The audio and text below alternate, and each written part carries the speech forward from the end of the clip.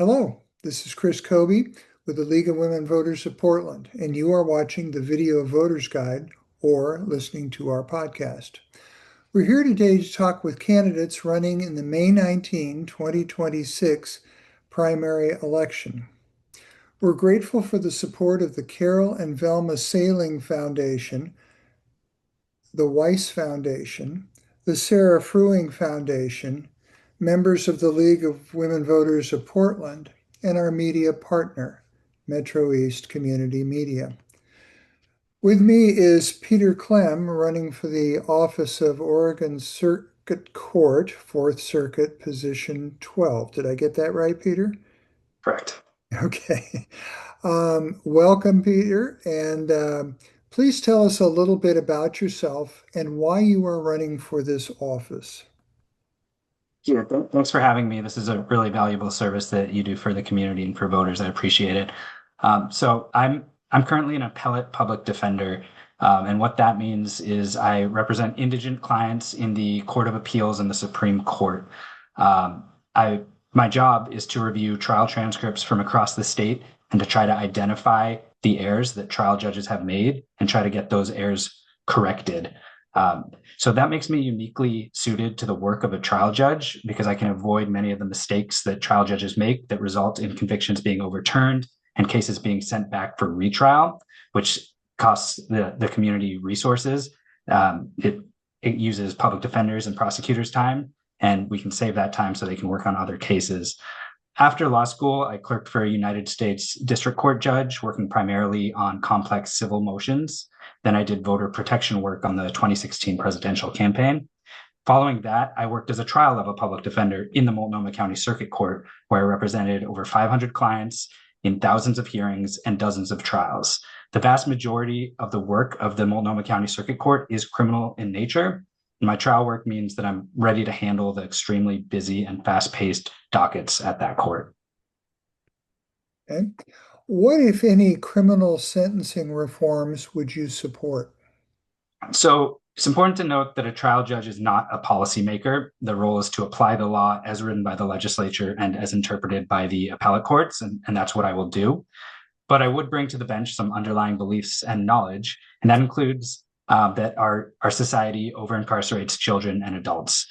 Prison is not usually an ideal place for rehabilitation, but is primarily a useful tool for removing dangerous individuals from our streets, which certainly is important and has a place.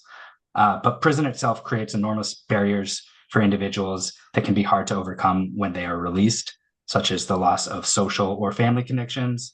It can impact one's ability to obtain housing or employment, all of which can lead to a situation where a person has trouble reintegrating, has trouble with pro-social skills, and is more likely to reoffend.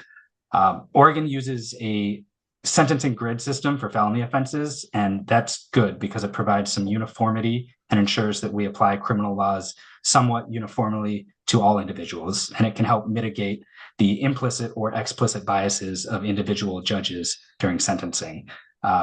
I think it's important to remember that if we're concerned primarily about deterring crimes, that the science tells us that it's the certainty of punishment rather than the severity of punishment that changes people's behaviors. So although I don't think a trial judge should be pushing for any specific legislative measures, those are the beliefs that I would bring with me to the bench. Pardon me. What in your life experience and professional skills qualifies you best to serve as a judge? Well, I think I went over some of this already with my experience both as a trial level and an appellate level public defender. I've spent a lot of my legal career representing individuals, and one of the most important skills that a public defender can have when you represent individuals is learning how to really listen to someone's story. You have to be able to understand their story so that you can relay it to a district attorney in order to negotiate a plea agreement, or to a jury in order to try to get them to side with your client at trial, or to a judge during sentencing. And although the role of a trial judge is completely different than the role of an advocate, the need for listening is the same. And I think my background of over a decade of being a public defender representing individuals makes me well suited for the position. You are listening to the Video Voters Guide interview and podcast of Peter Klym, who is running for Multnomah County Circuit Court, 4th District, Position 12. Do you have a preference in assignment within the court if elected? If so, what would it be and why? So position 12 is currently a general bench position, meaning that it handles most civil and criminal matters. Although most of the work is criminal in nature, I look forward to doing all of the work and going through the normal docket rotations that the court applies. What, if any, role can a circuit court judge play in the treatment of immigrants in our communities? So again, judges can't set immigration policy or pass immigration law, but I believe a judge can and should treat all individuals with respect, listen to their stories, and consider what consequences their background and experience with the court system might have on their lives. So a judge can make sure that a person's attorney has adequately advised an immigrant of potential consequences and can make sure that they understand that individual's entire background in dealing with them. What effect, if any, might the philosophy of restorative justice play in your performance as a judge? Firm believer in restorative justice and that it should be part of our court system. Article 1, Section 42 of the Oregon Constitution provides that a crime victim has rights in a court proceeding, including the right to be heard regarding sentencing. And there are many circumstances where a victim and a defendant agree that the best outcome for both them and the community involves restorative justice rather than the regular criminal justice system. Oregon law also provides for what's called a civil compromise, which enables some lower level crimes to be resolved via a settlement between the defendant and the victim. I believe the court can, with the DA's office's help and the defense bar's help, encourage the use of restorative justice by ensuring that the parties are aware of these options.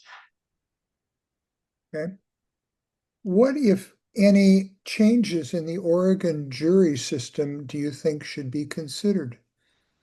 Well, following the United States Supreme Court's decision in Louisiana v. Ramos in 2020, Oregon is no longer one of only 2 states that permitted non-unanimous jury verdicts. After that, I do not see any other pressing needs for jury reform. Thank you, Mr. Klym. This concludes our video voters guide and podcast interview of the League of Women Voters of Portland of Peter Klym, running for the office of Multnomah County Circuit Court, 4th District, Position 12. Election Day is Tuesday, May 19. To find other additional election resources, including online identifications of other candidates and ballot measures on which you may be able to vote, please visit the League of Women Voters of Portland's website, lwvpdx.org, and vote411.org, and then exercise your right to vote. Ballots will be mailed out starting on April 30th. For your vote to be eligible to be counted, your ballot must be received by the Multnomah County Elections Division or in one of the designated ballot drop boxes in Multnomah County no later than 8 p.m. on Election Day. We strongly recommend that if you are depositing your ballot with the United States Postal Service, you do so no later than Tuesday, May 12, 1 week before Election Day. Your voice and your vote matter. Thank you for your interest.